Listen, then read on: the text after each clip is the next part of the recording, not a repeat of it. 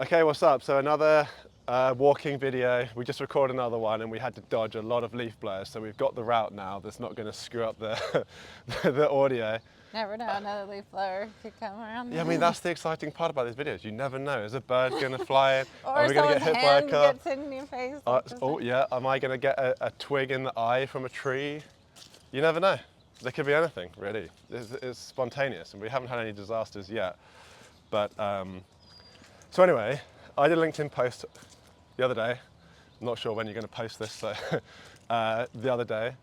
And it was all about context. And it's like the timeless problem of you've got data like ICP and persona, and in the past you needed humans and it to be in humans and tools, but now you need it to be in humans, tools, all your AI prompts, AI tools everywhere. It's just an explosion of context needed. And the issue is context silo. So I wanted to bring Chrissy here and talk about it. Because we've been talking a lot about this internally. So Yeah. I gave a little preview, but go a little bit deeper. So what's I think the issue we're dealing with? I think first thing that will like make sense to people is like think about when like how hard it is to kind of maintain documentation and knowledge like for your company. Wait, it's hard. No, every company's got amazing documentation, don't they? What are you talking about? Yeah, It's just perfect everywhere we go. I always compare it to like the painting of the Golden Gate Bridge. You know, they always say like you have to start painting it again by the time you think you're finished painting it. And that's a little bit like documentation because things are evolving so quickly, especially for startups. You know, the way that they talk about their company will evolve, and then who they're going after. Lots of pivoting. A lot of pivoting, a lot of iteration because they're learning. And so what that means is what you think about your like who you're going after, your ICP and so forth, is changing constantly and going stale. And so that was hard enough when you had to do that with maybe central repositories like your Notion knowledge or your deck for your salespeople or the content that they're pulling or your nurtures and so forth. But now you're having to give context not to just the people and the marketers, but you have these places where you have to give context, right? You have to give AI context. They're not just human living breathing things where they can store it in their head. Their repository is based on where you're putting that context. And so for a lot of companies right now, go-to-market teams, a lot of that context that they're putting into these tools or different places is coming from different places, or it's being stored in different places. And so we call that like context silos. And it's expected, right? So right now with go-to-market teams, because there's this push for experimentation, figuring out new tools, running campaigns across the whole team, there's different people working within different tools, having different strategies, and they're barely even talking to each other.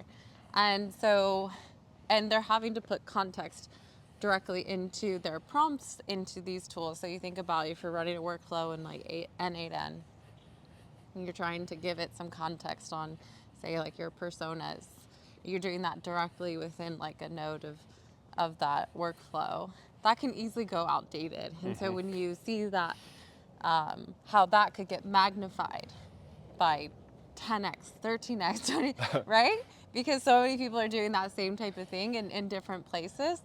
That's a huge problem because what happens when that changes?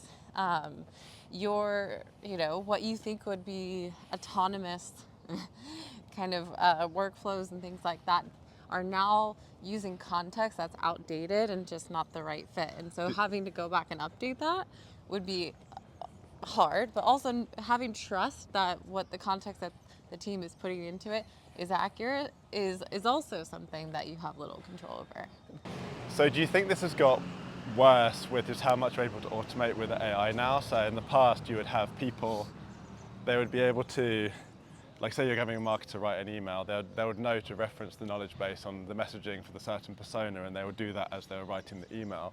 Now AI is writing the email and you have a lot of these kind of like automation and AI is getting further into the job spec, and right now, I don't think a lot of companies have that answer to how can it reference the latest knowledge base. So is it just the fact that we can just automate so much with AI that's just causing this to get like 10 times more complicated? Yeah, it's that like disbursement of kind of like that, like I said, it's context that like lives in, and we're enabling usually in humans or in places, and then trying to automate that and have it in different places.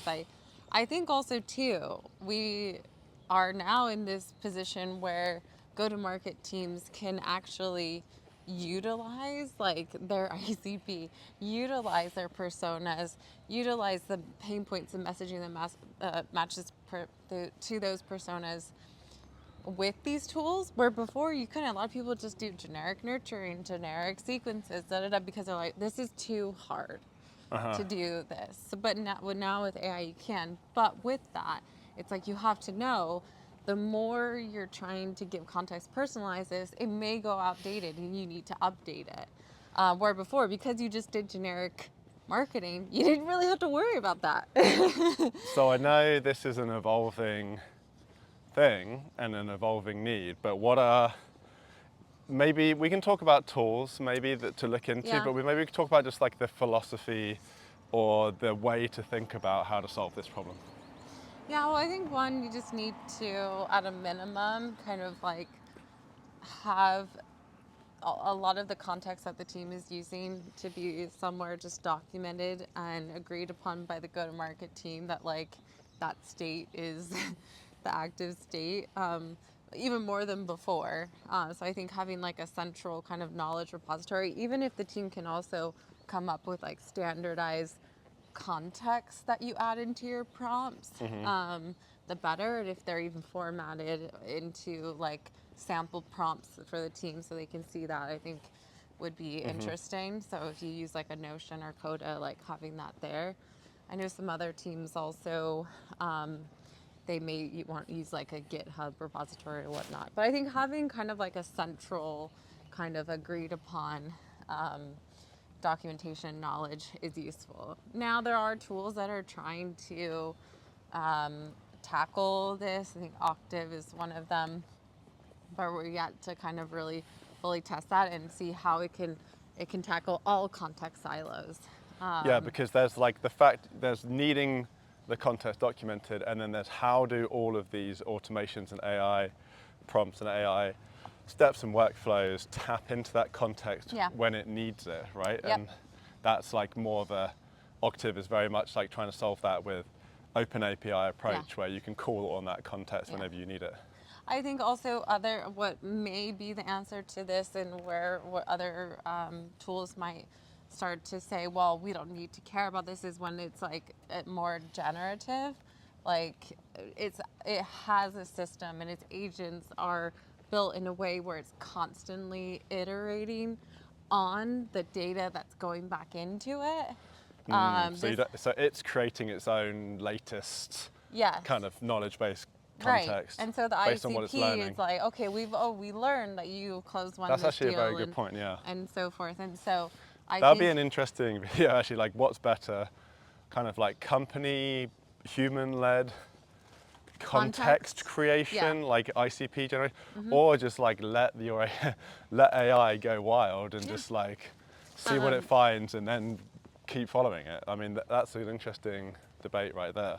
Yeah, so there's some tools that are well, I mean, even we just talked about actively AI on our last video, but they kind of are saying that they're like, well, we don't need to really we have a context graph that's driven off our generative learnings from this whole Right. system on that account. So that might be an answer to it too in some Yeah. ways, but yeah, we're just gonna have to try and figure out, I think, how to handle this problem. And I think operators are just going to have to kind of keep things documented too. And I think having a central hub too of knowing what tools is everyone using and that Yeah. are leveraging context prompts. So Yep. Stay tuned. This is going to be a hot topic over the next 5-10 years for sure, or forever maybe. I think of it like tech debt, but context debt. Context debt. Yeah, I like it. I like it. Yeah. Coin it. All right, there we go. There you have it. Look after your context and figure out how to get it out there to all your tools. See you next time.